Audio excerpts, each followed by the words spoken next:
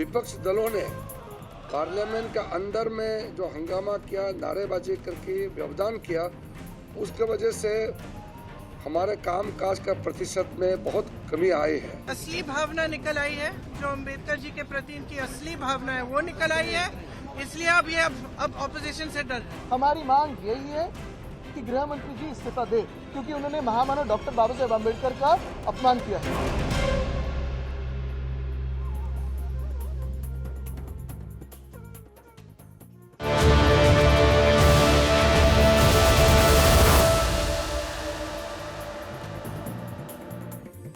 नमस्कार, आदाब। वक्त मुकाबला का है। मैं हूं मारिया शकील। आज हम सियासी हंगामे और बवाल की वजह से संसद के कामकाज पर जो असर पड़ा है उस पर मुकाबला में चर्चा करेंगे। साथ ही हम ये भी चर्चा करेंगे कि आखिर क्यों अम्बेडकर को सियासी हथियार बनाए जाने का सिलसिला थमता नहीं है। संसद का शीतकालीन सत्र खत्म हो गया। दोनों सदनों की प्रोडक्टिविटी कम रही। कह सकते हैं कि पूरा सत्र बवाल की भेंट चढ़ गया। आज सत्र के आखिरी दिन भी अंबेडकर को लेकर बवाल जारी रहा। सत्ता पक्ष ने राहुल गांधी को घेरा तो विपक्ष ने सरकार पर मुद्दे को भटकाने का आरोप लगाया। आज हम इसी मुद्दे से जुड़े सारे सवाल पर चर्चा करेंगे। हमारे साथ दो वरिष्ठ पत्रकार स्टूडियो में मौजूद हैं, विजय त्रिवेदी जी और मुकेश केजरीवाल। हमारे साथ निर्दलीय सांसद पप्पू यादव भी जुड़े हैं और साथ साथ भाजपा के राजीव जेटली। हमारे साथ यहाँ पर समाजवादी पार्टी के प्रवक्ता अनुराग भदौरिया मौजूद हैं, आरजेडी के प्रवक्ता अनवर पाशा और जदयू से अंजुम आरा। लेकिन सबसे पहले रिपोर्ट देखिए।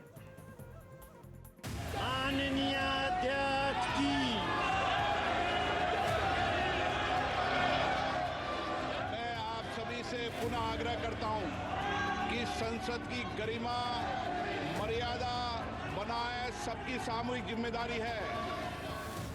हंगामे से शुरू हुआ संसद का आखिरी दिन भी हंगामेदार रहा।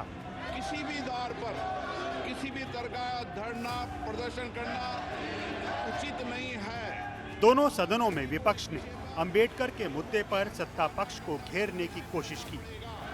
मैं पुनः आग्रह करता हूं, इसको गंभीरता से लें। लोकसभा में विपक्षी सांसद सदन के वेल तक पहुंच गए और फिर सदन को अनिश्चितकाल के लिए स्थगित कर दिया गया। उचित कार्रवाई करनी पड़ेगी। लेकिन उससे पहले लोकसभा स्पीकर ने सांसदों को सख्त हिदायत दी। संसद भवन परिसर में किसी भी दौर पर किसी भी तरह का धरना प्रदर्शन करना उचित नहीं है। आप सभी को इस विषय पर नियमों की अनुपालना करना सुनिश्चित करना पड़ेगा। मैं पुनः आग्रह करता हूं, इसको गंभीरता से लें और किसी भी स्थिति के अंदर द्वार पर और परिसर पर प्रदर्शन न करें, नहीं तो संसद को उचित कार्रवाई करनी पड़ेगी। संसद का सत्र धुला तो विपक्ष ने सवाल उत्पादकता को लेकर खड़े किए। सारा देश जान चुका है कि गृह मंत्री का डॉक्टर अंबेडकर के बारे में क्या विचार है, नरेंद्र मोदी का क्या विचार है। हमारे लिए प्रोडक्टिविटी बहुत है। हम कैसे मापते हैं प्रोडक्टिविटी को? जब सरकार की असली मंशा क्या है, उनकी मानसिकता क्या है, उनकी सोच क्या है, वो जनता के सामने आती है। प्रतिशत में कमी आने का मुख्य कारण है जो विपक्ष दलों ने पार्लियामेंट के अंदर में जो हंगामा किया, नारेबाजी करके व्यवधान किया, उसके वजह से हमारे कामकाज का प्रतिशत में बहुत कमी आई है। दूसरी ओर गुरुवार को हुई धक्का मुक्की को लेकर संसद के दोनों सदनों के बाहर भी पक्ष और विपक्ष में खींचतान दिखाई दी। दोनों ओर से नारेबाजी, विरोध प्रदर्शन और आरोप प्रत्यारोप का दौर चला। आप समझिए कि गुंडागर्दी की जो पराकाष्ठा थी, जब वो चढ़ गए ऊपर तो फिर उनको धक्का मारने की ऊपर आवश्यकता नहीं थी। उन्होंने धक्का मारा, प्रताप सारंगी जी घायल हो गए। आप कोनियाक जिसके लिए कि आज हम लोग खड़े हैं। ये किसी भी चर्चा से डरती है। अब ये जानते हैं कि इन्होंने जो किया, इनकी असली भावना निकल आई है, जो अम्बेडकर जी के प्रति इनकी असली भावना है वो निकल आई है। इसलिए अब ऑपोजिशन से डर रहे हैं, क्योंकि हम इस मुद्दे को उठा रहे हैं। गुरुवार को जख्मी हुए सांसदों को लेकर बीजेपी राहुल गांधी को लगातार घेरने की कोशिश कर रही है। बीजेपी सांसद निशिकांत दुबे ने लोकसभा में राहुल के खिलाफ विशेषाधिकार हनन का नोटिस दिया। वो जो ब्रिज ऑफ प्रिविलेज का मूव किया जो राज्यसभा लोकसभा दोनों में, लोकसभा में राहुल गांधी जी के खिलाफ इसलिए मूव किया कि उन्होंने अमित शाह जी का भाषण का 12 सेकंड का क्लिप्स उठा करके जो झूठ फैलाया उसके खिलाफ प्रिविलेज नोटिस दिया है। राज्यसभा में भी मल्लिकार्जुन खड़गे जी के खिलाफ में नोटिस देने का कारण वही है कि वो 12 सेकंड का क्लिप्स चला करके वो गुमराह करने का कोशिश किया है। बीजेपी राहुल गांधी पर निशाना साध रही है तो दूसरी ओर पूरा का पूरा इंडिया गठबंधन राहुल के समर्थन में खड़ा हो गया है और सत्ता पक्ष पर मुद्दे से ध्यान भटकाने का आरोप लग रहा है। आप भी जान रहे बाबा साहब के अम्बेडकर को जिस तरह से अपमानित अमित शाह ने किया, उसको इस इशू को डाइवर्ट करने का एक षड्यंत्र है। अब देश की जनता बेवकूफ तो है नहीं कि जो ये पिक्चर दिखाएंगे वही पिक्चर देश की जनता देखेगी। हम लोग अंधे तो है नहीं, हम लोग सब लोग जानते हैं कि बीजेपी के लोगों की मानसिकता बाबा साहब अम्बेडकर के प्रति क्या है। आप किसी भी गांव में चले जाएं पूरे देश में, आज भी बाबा साहब को पूजने का काम गांव के लोग करते हैं। गरीब, हर समाज के लोग उनको भगवान की दृष्टि से देखते हैं। तो इस तरह की भाषा का इस्तेमाल करना न केवल निंदनीय है बल्कि शब्दों को वापस लें और माफी मांगने की जो विपक्ष की बात है उसको मानना चाहिए सरकार को। बिल्कुल, ये सारे डाइवर्जनरी टैक्टिक्स है, लेकिन एक ही बात पे आना चाहता हूँ। मुझे नहीं लगता राहुल जी डरते हैं, मुझे नहीं लगता कोई हम डरते हैं। हम सभी पे दर्ज कीजिए, कोई डरता नहीं है। हमारी मांग यही है कि गृह मंत्री जी इस्तीफा दे, क्योंकि उन्होंने महामानव डॉक्टर बाबा साहेब अम्बेडकर का अपमान किया है। आपको क्या लगता है कि राहुल जी इस तरह से कर सकते हैं? कभी नहीं करेंगे। माननीय लीडर ऑफ अपोजिशन लोकसभा, यहाँ सीसीटीवी कैमरे लगे हुए हैं, क्यों नहीं सत्ता पक्ष कैमरों को सार्वजनिक करती है? विवाद राहुल गांधी के खिलाफ एफआईआर को लेकर भी है। पुलिस ने लोकसभा में विपक्ष के नेता के खिलाफ 6 धाराओं में केस दर्ज किया है। Bureau report, NDTV India. मुकाबला में आज का सवाल है, संसद कब तक हंगामे की भेंट रहेगी? संसद को सियासी अखाड़ा क्यों बनाया गया है? क्या अंबेडकर को सियासी हथियार बनाया जा रहा है? क्या अंबेडकर विवाद ने विपक्ष को संजीवनी दे दी है? आखिरी सवाल मैं सीधे पूछूंगी यहां पर अनुराग जी से, क्या आप लोगों को एक फाइनली एक इशू मिल गया है जिससे आप भाजपा को या सत्ता पक्ष को टारगेट कर सकते हैं? देखिए, बात इशू की नहीं है। सबसे बड़ी बात है कि बाबा साहब जो देश के संविधान निर्माता थे, जिसकी वजह से आज देश इतनी लोकतंत्र और संविधान पे देश चल रहा है, उस संविधान को ख़त्म करने की कोशिश किसने की थी? भारतीय जनता पार्टी ने कहा था मुझे 400 सीट दे दो, हम संविधान बदलने की बात कर रहे थे। इनकी मानसिकता पहले ही से ही बाबा साहब के प्रति सम्मानित नहीं थी, क्योंकि उस संविधान बदलने की बात कर रहे थे। भाई, इनके 2 सांसदों ने बोला, भोला सिंह ने बोला, उधर राजस्थान में लड़ रही थी ज्योति मिर्धा जी, वो भी यही कह रही थी। अब चूंकि आप बाबा साहब के संविधान को नहीं मानते, आप बाबा साहब के संविधान का हालत क्या है देखिए। आप कभी ऐसा नहीं हुआ कि जो सरकार में है, भारतीय जनता पार्टी सरकार में है, उसकी जिम्मेदारी होती पार्लियामेंट चलाने की, तो मकर द्वार पे बैठ गई है, वो धरने पे बैठी है। बताओ, सरकार धरने पे बैठ जाएगी तो पार्लियामेंट कौन चलाएगा? इसके मतलब कि आप पार्लियामेंट चलाना नहीं चाहते, आप चर्चा नहीं चाहते मुद्दों पे, किसी तरह से मुद्दों पे चर्चा हो जाए। पूरा विश्व कहाँ पहुँच गया? वहाँ पे देखो, रसिया देखो, वहाँ वो कैंसर की वैक्सीन खोज ली, और हम अभी मस्जिद के अंदर में मंदिर खोजने में लगे पड़े। कमाल की बात है भाई। आपको ये तो समझना पड़ेगा ना कि, और देखिए उत्तर प्रदेश में तो कमाल की हो गई। मुख्यमंत्री जी कह रहे हैं कि इजराइल में हम नौकरी दे रहे हैं। बताइए, इजराइल में जैसे देश में नौकरी करने के लिए किस माँ को खुशी होती है, जो वार कंट्री है, जहाँ पे लोग अगर लड़का किसी का जाएगा, यहाँ तो आदमी विदेश भेजने से डरता है। आपने इजराइल में कह रहे हैं नौकरी दे रहे हैं, मुद्दे से कौन भटक रहा है? वही मैं कह रहा हूँ, मुद्दे से वही भटका है। जेटली जी, आरोप आप पर है कि सरकार का काम होता है संसद चलाना, लेकिन भाजपा के सांसद खुद मकर द्वार पर प्रोटेस्ट में बैठे हुए थे। मारिया, एक ना अभी पीछे बड़ी लंबी डिस्कशन चल गई थी कुछ दिन पहले, अगर आप देखेंगे अमेरिका के अंदर, तो वो बार बार एक बात कहते थे, ये इटालियन रूड होते हैं क्या, इटालियन लोगों के ऊपर अटैक करते हैं क्या, इटालियन लोगों को मारते हैं क्या। लेकिन इसका निष्कर्ष निकला कि नहीं, ऐसा नहीं होता। कोई इटालियन ऐसा नहीं करता। वो चंद लोग होते हैं जो इस तरीके से उग्र हो जाते हैं, लोगों पे अटैक करते हैं। अमेरिका अमेरिका मतलब एक अच्छा खासा और डेवलप देश, जिसके अंदर कोई भी देश का व्यक्ति जाता है तो सोचता है कहीं मेरा कोई वीज़ा कैंसिल ना हो जाए, या मुझे बाहर ना निकाल दिया जाए, या कानूनी कार्रवाई मेरे ऊपर खिलाफ सख्त ना हो जाए। इतने डर के माहौल में भी अगर ये डिबेट अमेरिका में चल रही है, तो जिसका निष्कर्ष मैं आपको बता रहा हूँ कि ये निकला ऐसा सच नहीं है। चंद लोग होते हैं जो इस तरीके से उग्र हो जाते हैं, लोगों पे अटैक कर देते हैं, सार्वजनिक जगहों पे जाकर गंदगी फैलाते हैं, ऐसा-ऐसा इल्ज़ाम वो लगा रहे थे। अब वो देखिए, मैं मानता हूँ कि अगर वो डिबेट अमेरिका में इटालियन को लेके चल रही है, जो सार्थक नहीं है और सच भी नहीं है, उसके कुछ ना कुछ लक्षण भारत के अंदर ज़रूर देखने को मिले, राहुल गांधी जी के रूप में। क्योंकि इन जिस तरीके की हरकत उन्होंने यहाँ करी है, वो अपने आप में दर्शा रहा है कि पार्लियामेंट को भी इन्होंने अपनी संपदा समझ लिया। क्योंकि बड़े लंबे परिवार है, बड़ी पुराने आज़ादी के बाद से हर गली से गुजरते थे तो इनको लगता था मेरी है। ये सोचते थे ये पार्लियामेंट मेरी है, ये विधानसभाएँ हमारी हैं, ये प्रॉपर्टियाँ हमारी हैं, ये संसद हमारी है। वो जो आपने देखा पीछे भी इनका बड़ा एक एस्टेब्लिशमेंट था जो विवादों में घिरा, वो भी इनका अपना हो गया था, जबकि वो एक ट्रस्ट था। तो आप ये देखिए, इस तरह के व्यक्ति जब किसी बात में आगे बढ़ते हैं तो उनको हट होती है कि भाई मेरे रास्ते में कोई कैसे आ सकता है, मुझे कोई कैसे रोक सकता है। जवाब और आप तो आपने देखा होगा आजकल बॉडी बिल्डिंग करते चलिए हैं जवाब वो दीजिए। उनके जीजा जी मिलकर के, वो जीजा एक मिनट जी और ये सुनिए। जो बॉडी बिल्डिंग करते हैं उसका एक नतीजा है, इनको एक कमजोर गरीब व्यक्ति मिला। वैसे ही नहीं, भारतीय ये जनता कौन सा पार्टी डायरेक्शन कौन आप सा लेकर जा रहे हैं है? हमारे डिबेट को? है।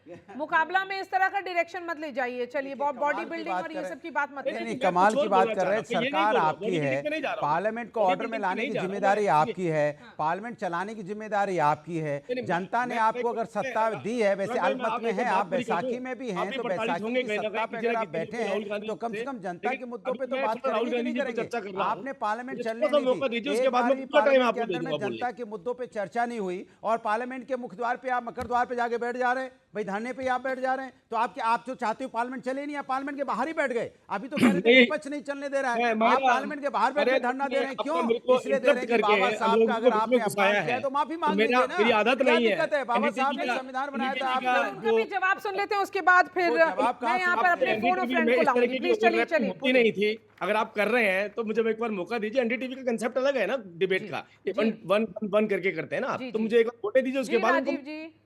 हाँ, मैं ये कह रहा हूं आपसे कि देखिए भारतीय जनता पार्टी गरीब पार्टी है, गरीब व्यक्ति हैं, अच्छा, गरीब गरीब है। छोटे-छोटे वाह, पिछड़े वाह, पिछड़े वाह, इलाकों वाह, से वाह। आए हैं, आदिवासी हैं। हाँ, हम लोगों को ना आदत गरीब पड़ी है। हुई है मार खाने की शुरू से ही। और जैसे बाबा साहब अंबेडकर जी को अपमानित बार-बार किया गया, उनको भी आदत पड़ गई थी। उन्होंने सहन कर ली वो आदत। और इसी तरीके से यही लोग थे, नेहरू जी थे, उनको हरवा देते थे, 2-2 बार हरवा दिया उनको।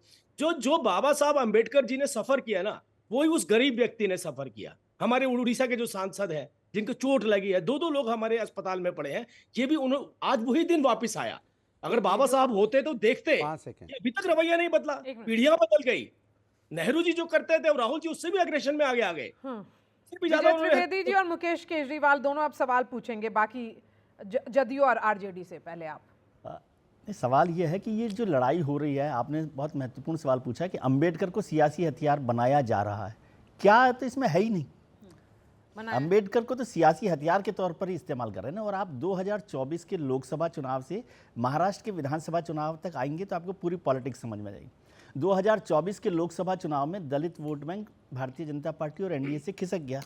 उससे उनका बड़ा नुकसान हो गया। 303 से 240 पर आ गए। संविधान हटाओ, संविधान बदलो और आरक्षण खत्म करो, वो जो नैरेटिव था राहुल जी का, वो चल गया। तो उससे भारतीय जनता पार्टी परेशान थी। लेकिन वो महाराष्ट्र तक आते आते, विधानसभा चुनाव आते आते वो वहाँ से चला गया। कांग्रेस के पास वो दोबारा नैरेटिव नहीं चला। तो अब वहाँ पर भी दलित वोट बैंक का कितना बड़ा नुकसान हुआ। 5% वोट का जो कांग्रेस का है वो चला गया है। तो क्या केवल वोट बैंक के लिए अंबेडकर हैं? मैं सारी पॉलिटिकल पार्टीज के लिए महत्वपूर्ण सवाल है कि क्या सिर्फ वोट बैंक के लिए हम अंबेडकर को याद अंजुम करते आरा हैं? और अनवर पाशा दोनों इसका जवाब देंगे। पहले अनवर पाशा। जी, जय भीम, जय संविधान, जय भारत। मारिया जी, अंबेडकर जी को लेकर, बाबा साहब अंबेडकर को लेकर के भारतीय जनता पार्टी की जो नफरत रही है, नफरत का जो जज्बा रहा है, वो कोई नया नहीं है। ये कोई ढकी छुपी बात नहीं है। ये रोज़ अव्वल से है। बाबा साहब के खिलाफ भारतीय जनता पार्टी के जो आइडियोलॉग्स थे, जो उनके, जिन्होंने भारतीय जनता पार्टी की बुनियादें फराहम की, सियासी बुनियादें, जो आइडियोलॉग थे, उन तमाम लोगों ने अंबेडकर को हमेशा अपमानित करने का काम किया, उनसे नफरत का एक जज्बा रहा। और उसके दो कारण बहुत महत्वपूर्ण कारण है। पहला कारण तो यह है कि बाबा साहब अम्बेडकर एक दलित समाज से आने वाले व्यक्ति, और उन्होंने एक ऐसा संविधान दिया देश को कि जो संविधान सबको समानता देता है, सबका सम्मान करना सिखाता है, और वो संविधान जो मनुवादी मानसिकता है उसके विरुद्ध है, मनुवादी व्यवस्था के विरुद्ध है, और ये बात भारतीय जनता पार्टी को सहन नहीं होती है। और अंबेडकर जो है वो कास्टलेस सोसाइटी चाहते थे। दूसरा कारण ये है कि वो कास्टलेस सोसाइटी चाहते थे। पूरा जीवन उन्होंने संघर्ष किया कि भारत के समाज को एक कास्टलेस सोसाइटी में हम तब्दील करें, लेकिन वो नहीं हो पाया। और उससे आहत होकर के उन्होंने अपने जीवन के आखिरी क्षणों में उन्होंने हिंदू धर्म को छोड़ करके बौद्ध धर्म को अपना लिया। ये दोनों बातें ऐसी हैं जो भारतीय जनता पार्टी को हजम नहीं होती हैं, और इसीलिए वो अम्बेडकर जी से, बाबा साहब अम्बेडकर से नफरत करते हैं। और वही नहीं, बाबा साहब अम्बेडकर की अहमियत और उनकी सार्थकता उस वक्त तक बढ़ती जाएगी, हमेशा बढ़ती जाएगी, जब संविधान पर खतरा जब जब मंडलाएगा, तब तक हम बाबा साहब को याद करेंगे। चलिए अंजुम आरा जी, उनका जो व्यक्तित्व रहा है इस देश जो को, सवाल पूछा है विजय त्रिवेदी जी ने, उन्होंने जवाब दे दिया, लेकिन अंजुम आरा जी अब आप जवाब दीजिए। मारिया जी, संसदीय लोकतंत्र में बाबा साहेब डॉक्टर भीमराव अंबेडकर को हमेशा याद किया जाएगा। उनकी प्रासंगिकता हमेशा रही है और हमेशा रहेगी, कोई उन्हें नकार नहीं सकता है। और आज चाहे वो विपक्ष हो देश का, जिस तरह से आज बाबा साहेब भीमराव अंबेडकर को लेकर के, उनकी तस्वीर लेकर के वो प्रोटेस्ट कर रहे हैं, मुझे सच पूछिए, जब हम पीछे का इतिहास हम लोग पढ़ते हैं तो मुझे आश्चर्य हो रहा है कि किस तरह का ढकोसला है। बाबा साहेब भीमराव अंबेडकर के खिलाफ पंडित नेहरू ये प्रचार करने गए थे। क्या हमारे बाबा साहेब डॉक्टर भीमराव अंबेडकर के अंदर इतनी भी पात्रता नहीं थी? यह गौरव तो समाजवादियों को जाता है मारिया जी। वामपंथी और कांग्रेस के लोगों ने उनका विरोध किया था। स्वर्गीय अशोक मेहता जी के नेतृत्व में जो हमारी पार्टी थी, सोशलिस्ट पार्टी, उसने अपना कैंडिडेट नहीं दिया था। ये गौरव जाता है समाजवादी विचारधारा के लोगों को। आखिर मैं पूछती हूँ कि 1990 तक हमारे बाबा साहेब भीमराव अंबेडकर के साथ न्याय क्यों नहीं हुआ? उनके समाधि स्थल क्यों नहीं बने? इस देश में स्वर्गीय संजय गांधी, मैं किसी के ऊपर एलिगेशन नहीं लगा रही, जो चीजें हैं कालखंड की उसकी मैं चर्चा कर रही हूँ, उनकी समाधि बन सकती है। और जो हमारे संविधान के निर्माता है, आज संसद को और संविधान की जब चर्चा करते हैं मारिया जी, तो डॉक्टर बाबा साहेब भीमराव अंबेडकर का वो चेहरा सामने हम लोगों के आता है। अगर हमारे राष्ट्रपिता महात्मा गांधी महामानव हम उनको मानते हैं, तो डॉक्टर बाबा साहेब भीमराव अंबेडकर 140 करोड़ आवाम की जो अधिकार है, गरिमापूर्ण ढंग से जिंदगी जीने का जो अधिकार है, उसके लिए हम अपने बाबा साहेब भीमराव अंबेडकर को हम इसका सारा श्रेय देते हैं कि आज उनकी सोच के कारण ही आज 140 करोड़ आवाम अपनी गरिमापूर्ण ढंग से जिंदगी जी रही है। हमारा नजरिया साफ है। अगर यही कारण है कि बिहार को आप देखिए, बिहार में जो बाबा साहेब भीमराव अंबेडकर के सिद्धांत थे, चर्चा सब लोग करते हैं उनके सिद्धांतों की, लेकिन चलने की अगर बात कही जाएगी तो हम लोग को देखने को मिलता है कि वैसा नहीं है। बिहार में आप देख लीजिए कि किस तरह से हमारी सरकार, एनडीए की सरकार नीतीश जी के नेतृत्व में बाबा साहेब के सपनों को साकार किया है। हम शिक्षा के क्षेत्र में चलिए अब मुकेश केजरीवाल जी, राजीव जेटली से उनका एक सवाल है, वो भी सुन लेते हैं, फिर आगे बढ़ेंगे। जी बोलिए मुकेश जी। करते हैं भारत में गांधी और अंबेडकर दोनों का योगदान बहुत महत्वपूर्ण है। और एक तरह से हम हिंदुस्तानियों ने जो मूर्ति पूजा की आदत होती है कि गांधी पे या अंबेडकर पे कोई सवाल नहीं खड़ा कर सकता, वो तो हमें कहीं ना कहीं एक क्रिटिकल पॉइंट ऑफ व्यू रखना चाहिए। आदरणीय अमित शाह जी ने संसद में ये जो बात कही थी, उस पर बहुत, मुझे नहीं लगता कि बहुत ज़्यादा हंगामे की कोई बहुत गुंजाइश थी। उन्होंने एक सिलसिलेवार बात रखी थी, उसमें एक प्रसंग था। लेकिन मैं सवाल राजीव जी से ये पूछना चाहता हूं कि अमित शाह जी ने ही आगे ये कहा, उन्होंने कहा कि बार बार नाम लेते हो और नाम लेने से क्या होगा। उनका कहना यह भी था कि उनके जो फिलॉसफी थी, उनकी जो बातें थी, उनको चरितार्थ करो। तो मैं जेटली जी से ये पूछना चाहता हूं कि ये बात अंबेडकर जी के बारे में, मतलब ये कहते हुए कुछ हिचकिचाहट नहीं होती क्या भाजपा के लोगों को? क्योंकि उन्होंने तो बार बार कहा मैं पैदा हिंदू हुआ हूं, मैं मरूंगा नहीं हिंदू। उन्होंने तो एक आंदोलन चलाया कि हिंदुत्व के खिलाफ। उन्होंने कहा कि ये बहुत ज्यादा शोषणकारी व्यवस्था है। 5 लाख अपने लोगों को उन्होंने धर्म परिवर्तन करवा दिया, खुद तो किया ही। तो आप कैसे कह देते हैं इतनी असहजता से, इतनी आसानी से कि उनकी बातों को फॉलो करिए? कहीं हिचकिचाहट होती है क्या अंबेडकर का नाम लेते हुए? मैं एक छोटी सी बात, बड़ी अच्छी बात आपने उठाई है। अच्छा हुआ कि आज एक सार्थक सी डिबेट हो रही है बाबा साहब को लेकर के। आप बार बार बोल रहे हैं कि उन्होंने कहा कि मैं हिंदू मरना नहीं चाहता हूं। बाबा साहब अंबेडकर ही थे जिन्होंने, जो संविधान निर्माता थे, उन्होंने कहा था नेहरू जी से, नेहरू जी इस देश के अंदर सबके लिए एक जैसे कानून होने चाहिए। ये बाबा साहब अंबेडकर थे और वो ये कहते थे कि अगर आप हिंदू कोड बिल की बात कर रहे हैं तो एक जैसा संविधान होना चाहिए। दूसरी बात, बाबा साहब अंबेडकर ही थे जो कहते थे इस देश के अंदर अगर कोई व्यक्ति बाहर से आ रहा है या इस देश का मुसलमान है, उसको ऐसा नहीं कि समूहों के अंदर रखो, उनको हर जगह पर विभाजित करो ताकि इस देश के कल्चर के अंदर वो रस बस जाए। ये बाबा साहब थे। अगर आप भी कहते हैं कि एंटी हिंदू थ्योरी थी, तो बाबा साहब ने इस बातों को क्यों रखा था? तो बाबा साहब ने बार बार इस बातों को कोट किया और ये तो मुझे लगता है कि ये इतिहास के पन्नों के अंदर लिखा गया है साफ रूप में। मुद्दा यहाँ पर यह है कि अगर आप ये सोचें, मैं उस गरीब व्यक्ति को भूल जाऊंगा जिसको आपने अस्पताल में पहुंचाया राहुल गांधी जी ने धक्के मार मार करके, जिनको चोट दे दी है, तो हम ये भूलने वाले नहीं है। दो लोग हमारे अस्पताल में बैठे, मैं बार बार इस बात को कह रहा हूं। अब ये बाबा साहब के युग में तो ये काम कर सकते थे। आज हमारे पास इतनी मजबूत व्यवस्था है, इस मजबूत व्यवस्था में भी अगर इस तरीके का अड़ियल रवैया अपना करके रखेंगे और सुधार नहीं आएगा, ये तो डिबेट होगी इस बात के ऊपर, क्यों नहीं होगी? संसद को तो सियासी अखाड़ा बनाने की जिम्मेदारी तो आपकी भी है ना, आप लोगों ने भी तो इसी माहौल को खराब करने में कंट्रीब्यूट किया है। भाई आप कह रहे हैं बाबा साहब, हमने बार बार बोला आइए उनके विचारों पे चर्चा करें, उनकी आत्मा में जो विचार बसते थे उस पे चर्चा करें। आपने उनका इतना अपमान क्यों किया, हम इस पे चर्चा करें। हम तो कांग्रेस से बार बार जवाब मांग रहे हैं ना। बाबा साहब के साथ जो नाइंसाफी करी, हम उस पर चर्चा करना चाहते हैं। इसका मतलब तो नहीं कि आप उठा के हमारे को नीचे फेंक दें। जवाब देगी आपके सवाल ये का। तो नहीं कि हमारे को उठा करके अस्पताल भिजवा देंगे आप। देखिए सवाल ये है कि आपने कब कहा आइए बाबा साहब पे चर्चा करते पार्लियामेंट में? कब आपने बोला? सुनिए मेरी बात सुनिए, मैं आपने बोला, मैंने सुना।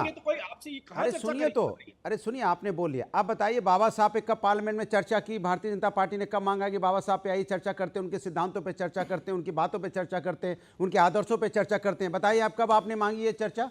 कभी नहीं मांगी। आपसे जब गलती हो गई, जब आपने बाबा साहब का अपमान कर दिया, तब आप बाबा साहब आपको याद आ गए। जब बाबा साहब का हमने कहा बाबा साहब का अपमान नहीं सहेगा हिंदुस्तान, तब आप जागे हो, तब मकर द्वार पे जाके आप धरना के लिए बैठे हो। उसके पहले कब आप बाबा साहब के लिए धरने पे बैठे थे? जरा बता दीजिए बाबा साहब के सम्मान के लिए। एक कोई फोटो पिक्चर दिखा दीजिए मुझे कि बाबा साहब के सम्मान के लिए आप बैठे हो। आप ही कह रहे बाबा साहब तो हिंदू कोड बिल की बात करते थे। बाबा साहब ने तो हिंदू राष्ट्र का भी विरोध किया था कि हिंदू राष्ट्र इस देश में नहीं होना चाहिए। उन्होंने कहा था कि नहीं कहा था? बता दीजिए आप। उन्होंने बौद्ध धर्म क्यों अपनाया था ये भी बता दीजिए आप। कितना आहत हुए होंगे जब उन्होंने अपना धर्म छोड़ा होगा। कोई व्यक्ति अपना धर्म छोड़ता है तो कितना आहत हुआ होगा।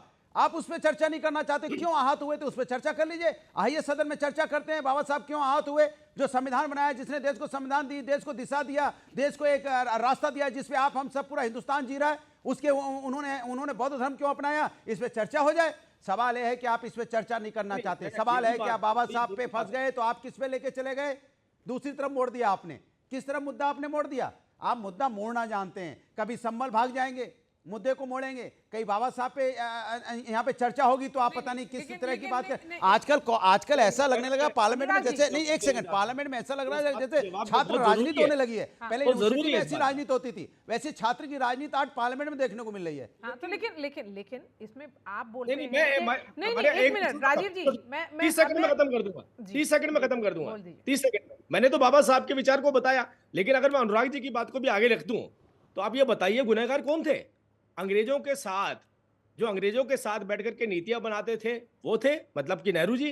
वो गुनहगार नेहरू जी थे, गांधी जी थे। ये उस वक्त की बातें कर रहे हैं जब गांधी जी का वक्त था, जब नेहरू जी का वक्त था। ये उस वक्त की बातें कर रहे हैं। अरे हम तो कह रहे हैं हमने तो कुछ प्रदेशों के अंदर ऐसे भी परिस्थितियां पैदा करी कि जो अंतिम व्यक्ति दलितों के अंदर भी है, लेकिन राजीव जी, सरकार की जिम्मेदारी होती है संसद को चलाना। जब सरकार के नुमाइंदे ही बैठ जाएंगे मकर द्वार पर धरना में, तो फिर संसद कैसे चलेगी? दूसरी बात अनुराग जी, जब भी डिस्कशन हुआ आप लोगों ने जरूर प्रपोज किया था, लेकिन सरकार भी तैयार हुई और 2 दिन लोकसभा 2 दिन राज्यसभा में डिस्कशन हुआ, जो बहुत जरूरी था। लेकिन उसके बाद अंबेडकर किसके हैं, इस पर अब चर्चा हो रही है। की बात मैं कर रहा हूं ना, तो उस पे जब ये संविधान पे जब संविधान पे चर्चा हो रही थी, सुनिए, जब संविधान पे चर्चा हो रही थी, जब बाबा साहब के आदर्शों पे बात हो रही थी, फिर बाबा साहब के लिए ऐसे शब्दों की जरूरत क्या थी? फिर इसके मतलब आप दिल से नहीं चर्चा करना चाहती थी भारतीय जनता पार्टी? जब हमने चर्चा मांगी तो आपने चर्चा की, लेकिन आपका जो सच था वो आपका सामने आ गया चेहरा। आप उसके धरने पे बैठने लगे। बाबा साहब ने कब सिखाया था कि जो सत्ता दल होगा वो पार्लियामेंट के धरने पे बैठ जाएगा? बाबा साहब ने संविधान में ऐसा कहाँ लिखा है कि सत्ता पर? इसका जवाब अंजुम आरा देंगी। अंजुम आरा जी, आप क्योंकि अलाई हैं, आप उसका जवाब दीजिए। बाबा साहब अम्बेडकर ने तो ये नहीं बोला था ये तरीका है गवर्नेंस का। देखिए मारिया जी, जो सत्ता पक्ष के ऊपर एलिगेशन इन लोग लगा रहे हैं कि धरने पे क्यों बैठे थे, निश्चित रूप से वो 12 सेकंड का क्लिप है, जिस तरह कहीं ना कहीं वो भड़काने का प्रयास किया गया था, उसी के विरोध में वहां पे लोग बैठे थे। और ये सारी चीजें सबसे बड़ी बात है मारिया जी कि बहस संविधान पे हो रही थी। संविधान खतरे में है, संविधान को खतरा है। संविधान इस देश में है मारिया जी, तभी राज्यसभा में लोग चुन के गए हैं, तभी लोग लोकसभा में चुन करके गए हैं। देश का निजाम जो है ना उसी संविधान से चल रहा है। सस्पेंड कर देते हैं, उसी पास कर देते हैं। बात सुन लीजिए, उसी संविधान से बोलिए मारिया जी, उसी संविधान से देश का निजाम चल रहा है। तो ये कहना संविधान खतरे में है, एक कहीं ना कहीं पूरे देश में एक निगेटिव परसेप्शन बनाने की कोशिश विपक्ष के द्वारा किया जा रहा है। डॉक्टर बाबा साहेब भीमराव अंबेडकर, मैं बार बार, हमारा नजरिया स्पष्ट है, बाबा साहब डॉक्टर भीमराव अंबेडकर 140 करोड़ अवामों के गरिमापूर्ण ढंग से जिंदगी जीने के अधिकार के वो सबसे बड़े चेहरे हैं। और उनको उन्हें किसी वकालत की जरूरत नहीं है कि कोई उनकी वकालत करे। अच्छी बात है और किसी पैरवी की जरूरत नहीं है। लीजिए, अब अच्छी बात है कि बाबा साहब आपको याद आ गए, सम्मान से नाम लेने लगे, ये विपक्ष ने कहा है तब आपको याद आया। दूसरी बात 140 सांसदों को पार्लियामेंट से आप निलंबित कर देते हैं तब संविधान खतरे में नहीं है तो क्या है? 140 सांसदों को पिछले सेशन में आपने पिछली लोकसभा में सस्पेंड किया था कि नहीं किया था? तब लोकसभा खतरे में थी कि नहीं थी? बता दीजिए। आज के मुद्दे पर आते हैं। उन्होंने कैंडिडेट, अगर आज आप लोग बात कर रहे हैं बाबा साहब की लेगेसी की, तो क्या कांग्रेस के इतने दशकों के राज में उस लिगेसी के साथ न्याय हुआ? क्या पूरे सिर्फ एक परिवार को महिमा मंडित करते रहने के लिए क्या लगातार उनकी उपेक्षा नहीं हुई? क्या उनसे रिलेटेड जितनी जगहें थी, चाहे वो इंग्लैंड में हो, लंदन में हो, चाहे मुंबई में हो, मऊ में हो, नागपुर में हो, क्यों नहीं? अगर आप इतना ही मूर्ति पूजा में विश्वास रखते हैं कि अंबेडकर की मूर्तियां लगनी चाहिए, तो क्यों नहीं उनसे रिलेटेड जगहों को, तमाम जो देश में नाम सिर्फ एक ही परिवार के, क्या कांग्रेस ने उनकी लेगेसी को उचित सम्मान दिया? क्यों नहीं भारत रत्न देने पे ध्यान दिया गया? क्यों नहीं उनसे रिलेटेड जगहों में स्मारक बनाए गए? ये सब काम तो भाजपा ने किए। या फिर आपकी बात को मान लें तो भारत रत्न कब मिला उनको? वीपी सिंह की सरकार में मिला। सरकार में हम थे कि नहीं थे? मेरी बात सुनिए, मेरी बात, कांग्रेस की बात कर रहा हूं। आने दो ना मुझे, पूरा सुन तो लो, काहे परेशान हो आप कांग्रेस उससे, बीजेपी से? मैं कह रहा हूं कि 1990 में उनको भारत रत्न मिला जी। सरकार किसकी थी? बीपी सिंह जी की, जनता दल की। मेरी बात सुन लीजिए, फिर उस सरकार को गिराया किसने गिराया? जिस सरकार ने बाबा साहब को भारत रत्न दिया, उस सरकार को गिराने वाली कौन पार्टी थी? कांग्रेस थी। फिर आप गलतफहमी में चले गए। भारतीय जनता पार्टी ने गिराया था, अगर आपको याद हो तो। वही भारतीय जनता पार्टी जिसने उस सरकार को गिराया था। क्यों मैं गलत कह रहा हूं? विजय जी बता दीजिए आप, मैं सही कह रहा हूं गलत कह रहा हूं? उस सरकार को किसने गिरा दिया? उस सरकार को जिसने भारत रत्न दिया बाबा साहब को। तो बाबा साहब का अपमान कौन कर रहा है यहाँ पे? विजय त्रिवेदी जी, अब अनवर पाशा को लाएंगे। अब विजय त्रिवेदी जी, अनवर पाशा आरजेडी के। लेकिन एक जेटली जी से एक सवाल छोटा सा रह गया था कि वो बहुत विद्वान प्रवक्ता है, उन्होंने बिल्कुल ठीक बात आपने बोला, हिंदू कोड बिल की बात कर रहे थे, तो जेटली जी तो बहुत विद्वान लोग हैं, उनको याद होगा कि हिंदू कोड बिल का विरोध किसने किया था। जब बिल संसद में आया तो किसने विरोध किया था? क्या वो राष्ट्रीय स्वयंसेवक संघ था? क्या वो हिंदू महासभा थी? क्या वो जनसंघ थे? क्या हिंदू संत तीर्थ लोग सब लोग थे कि नहीं थे? हिंदू कोड बिल की अभी चर्चा की, इसलिए मैंने एक सवाल किया। विजय जी बिल्कुल ठीक कहा आपने, बिल्कुल ठीक था। एसेंस ऑफ द डिस्कशन क्या थी? मेरी एसेंस ऑफ द डिस्कशन ये थी कि मैं ये कह रहा था कि बाबा साहब चाहते थे जो नेहरू जी नहीं चाहते थे। बाबा साहब सवाल गलत है क्या? नहीं, बिल्कुल ठीक किया आपने, मैं तो उसी का जवाब दे रहा हूं। बाबा साहब चाहते थे कि इस देश के अंदर हर किसी के पास एक जैसे अधिकार होने चाहिए। कांग्रेस नहीं चाहती, कांग्रेस मतलब नेहरू जी नहीं चाहते थे जी। मैं एक बात कर रहा हूं, पहले उनकी आत्मा में जो विचार बसता था उसको ठेस किसने पहुंचाई? कांग्रेस पार्टी ने पहुंचाई। दूसरी बात, बाबा साहब ने जब कहा कि इनको सबको एक देश को एक जैसा रखना है, तो इस पे भी नेहरू जी का था कि नहीं भाई जो मुसलमान हैं वो डरे हुए हैं, डर जाएंगे। अरे भाई इस देश को एकजुट करना था, वहां पे भी हमने कहीं ना कहीं आपने देखिए लोगों को तोड़ के अलग से एक नीतियां बनाई। ये भी बाबा साहब के विचारों पर कुठाराघात था। मैं यही बात कह रहा हूं कि बाबा साहब का अपमान जिस तरीके से होता आया, उस अपमान को इस देश की जनता ने दोबारा से देखा। एक गरीब सांसद हमारे सारंगी जी को जिस तरीके से पीटा गया, वही अपमान दोबारा से देख साहब गरीब सांसद तो ठीक है, आप भी पूरा बैकग्राउंड जानते हैं। आप गरीब सांसद पर चर्चा करेंगे तो फिर कहीं दूसरी तरफ चली जाएगी। लेकिन अनवर पाशा जी ने कुछ नहीं बोला। अनवर पाशा जी, ये जो डिबेट है वो उसका एक अब फाइनल एक रूप जो है वो बिहार के चुनाव में दिखेगा, जो अगले साल है, जहां पर जदयू, आरजेडी, कांग्रेस, भाजपा सब प्लेयर्स हैं।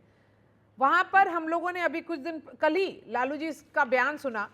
आप लोगों ने एक लाइन ले लिया है जो सिमिलर है 2015 के चुनाव वाला, कि कास्ट खतरे में है, वही वाला लाइन आपने इस बार फिर से ले लिया है।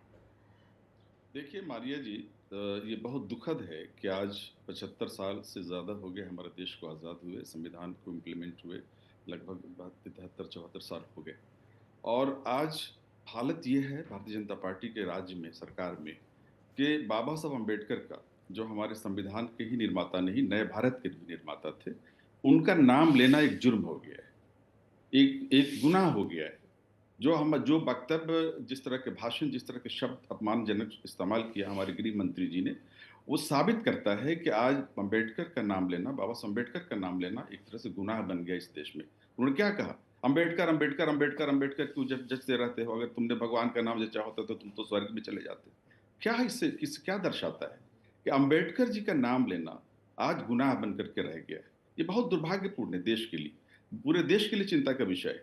रही बात बिहार की, तो बिहार में आपने ये सही नहीं कहा कि हम कास्ट की बात कर रहे हैं, हम तो सोशल जस्टिस की बात कर रहे हैं। वो कास्ट, वो तमाम जातियां जो अन्याय का शिकार रही हैं, जिनके साथ नहीं हो पाया है अन्याय अब तक, हम उनको न्याय दिलाने के लिए कास्ट सेंसस हमने करवाया। हम सोशल जस्टिस के पक्षधर हैं, हम उसी दिशा में बढ़ रहे हैं और बिहार को उसी दिशा में ले जाएंगे। बिहार पूरे देश के लिए एक पथ प्रदर्शक देश राज्य बनेगा, क्योंकि बिहार पहला देश है जिसने कास्ट सेंसस करवाया, पहला राज्य है जिसने कास्ट सेंसस करवाया है।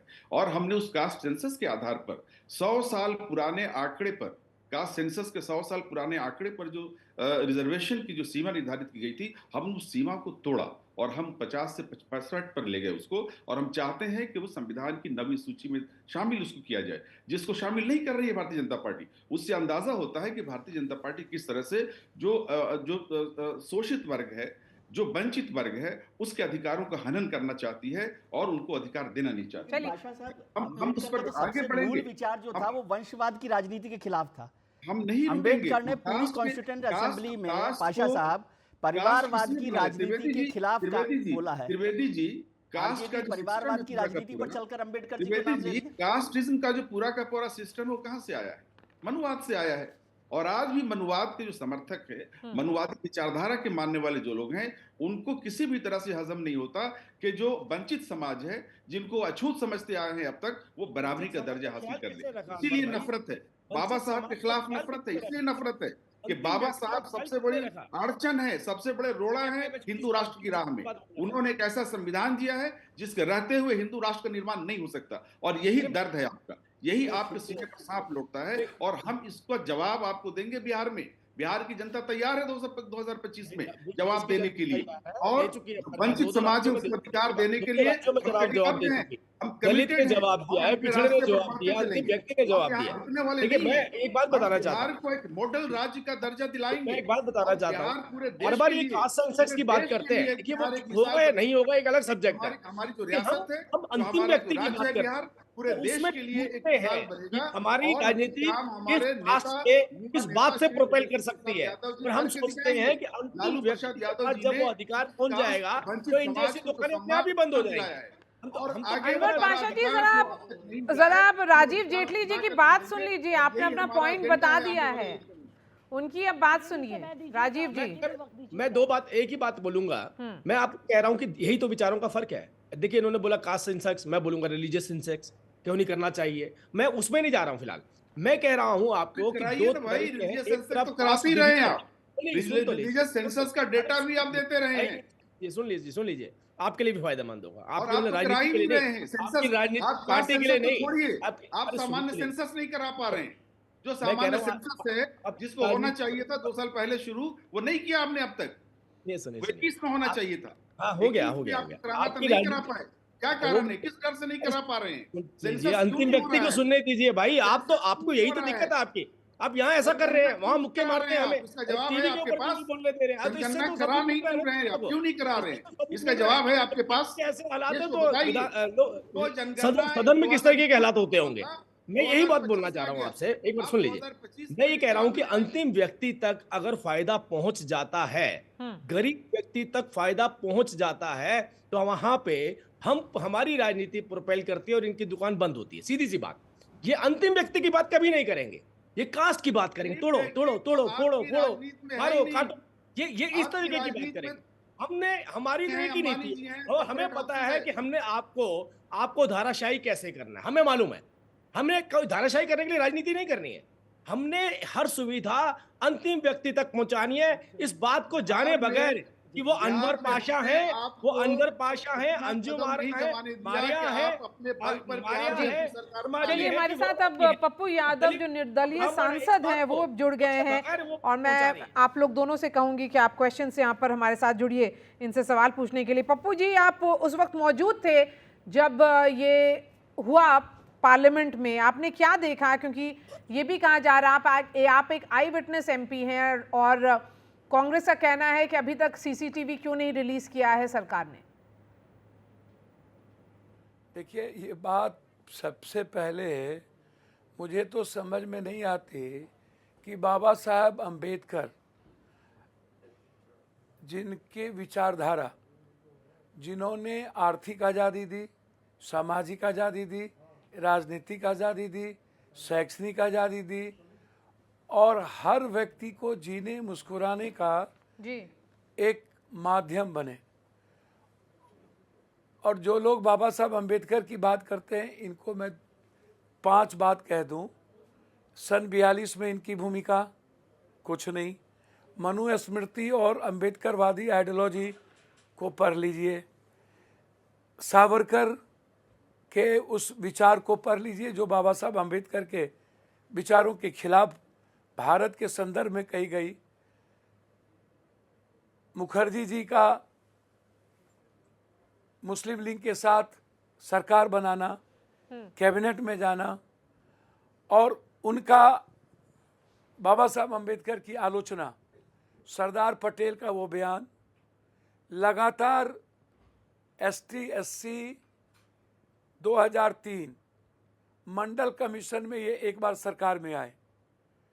इन्होंने जब मंडल कमीशन लागू हुआ तो समर्थन वापस ले लिया और ये कमंडल को लेके पूरे देश में रक्त रंजित कर दिए मंडल के खिलाफ। या कभी भी एसटी एससी ईबीसी की बात आप उठा करके देख लो। मंद बुद्धि दलितों के बारे में नरेंद्र मोदी जी की जुबान से वो लाइन आप याद करो, मंद बुद्धि, मंद बुद्धि। फिर स्टालिन के 67% आप आरक्षण को इन्होंने कैसे रोका यादव जी, एक विजय त्रिवेदी जी हैं यहाँ पर, वो भी आपसे एक सवाल पूछेंगे। विजय भाई।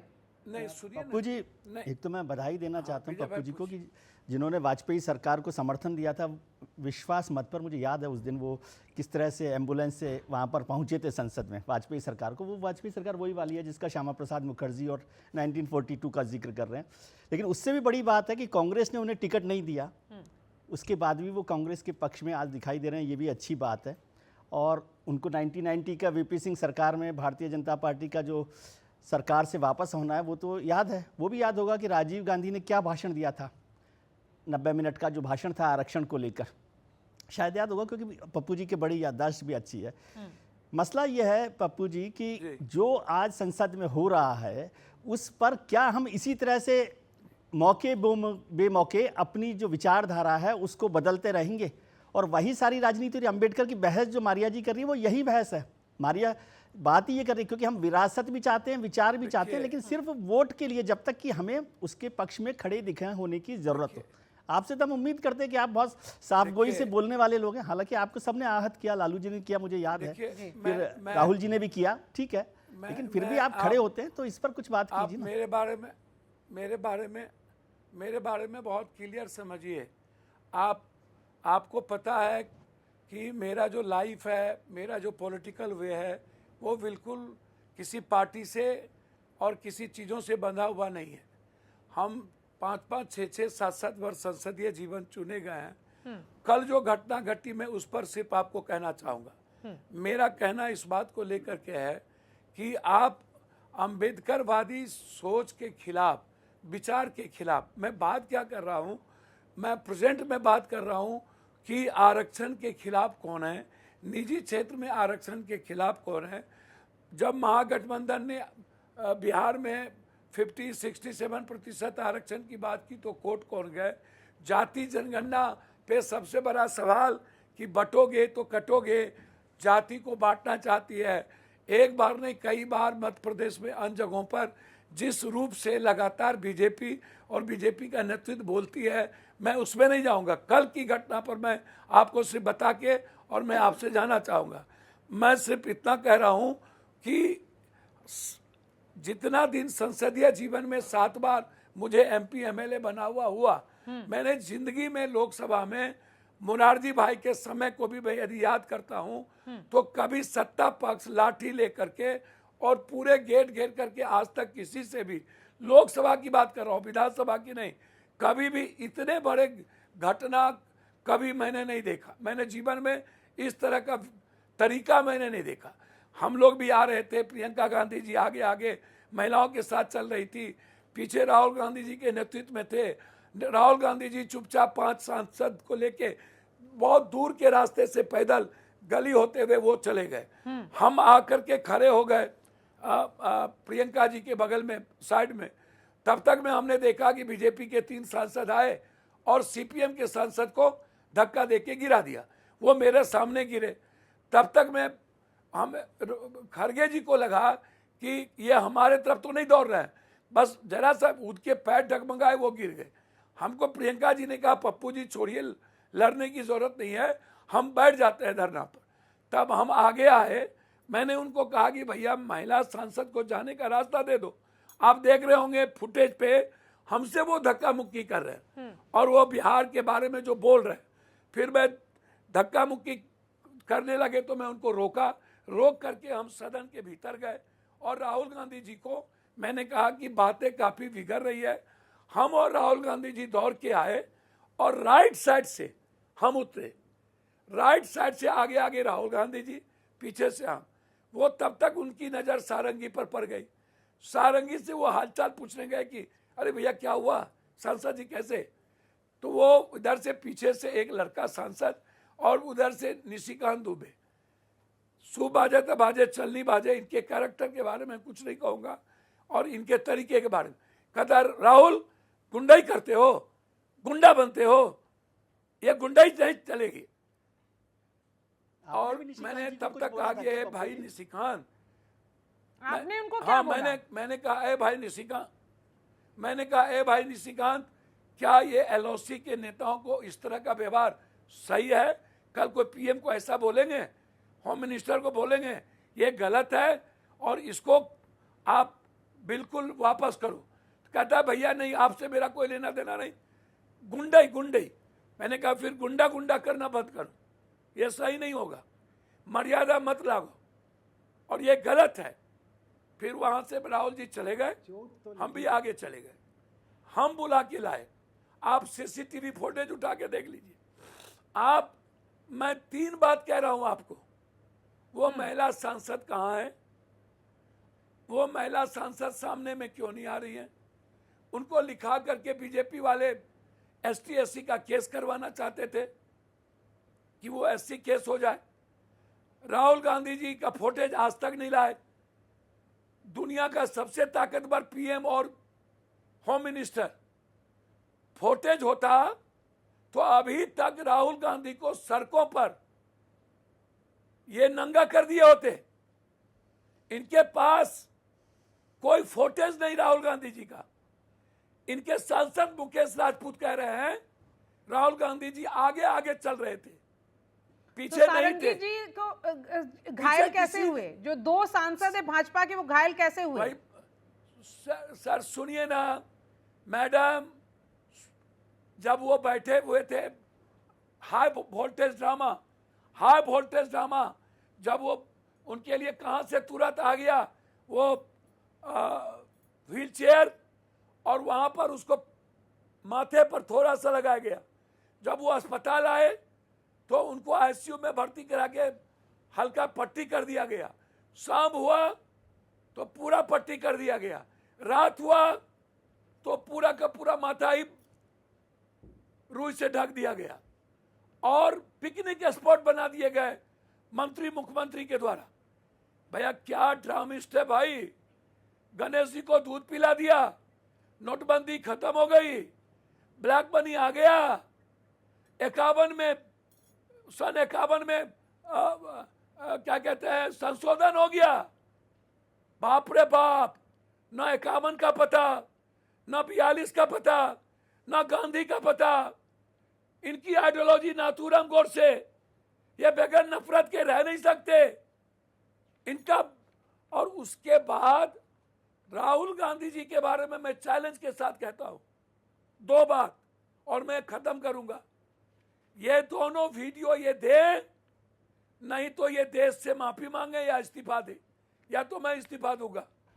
ये वीडियो दे दे, मैं 12 घंटे के अंदर इस्तीफा दूंगा, 12 घंटे के अंदर। एक दूसरा, मैं आपको बहुत क्लियर कह दूं कि आप राहुल गांधी से आप एक्सपेक्टेशंस मत करिए। जीवन में जिसने इतनी कुर्बानी, इतनी शहादत, गांधी, पटेल, लाल बहादुर शास्त्री, नेहरू, सुभाष के अलावे जिसने लंबे संघर्ष देखे हों, मैंने उनके मुंह से कभी तुम सब गुड्डा कहने के बाद किस तरह वो चले गए जी। और ये बीजेपी वाले सूप बाजे तब बाजे, चलनी बाजे, बड़े मियाँ तो बड़े मियाँ, छोटे मियाँ सुहान अल्लाह। दुनिया का सारा पाप, सारा नफरत, कभी जाट गैर जाट, कभी सिख गैर सिख, कभी मराठी गैर मराठी, जुड़ने के लिए बहुत बहुत कभी शुक्रिया। और सुनिए, शुक्रिया जो सारे हमारे पैनलिस्ट अभी इस वक्त जुड़े। मुकाबला में बात यहीं तक, कल फिर आएंगे और एक नए इशू पे मुकाबला करेंगे। शुक्रिया हमारे साथ जुड़ने के लिए।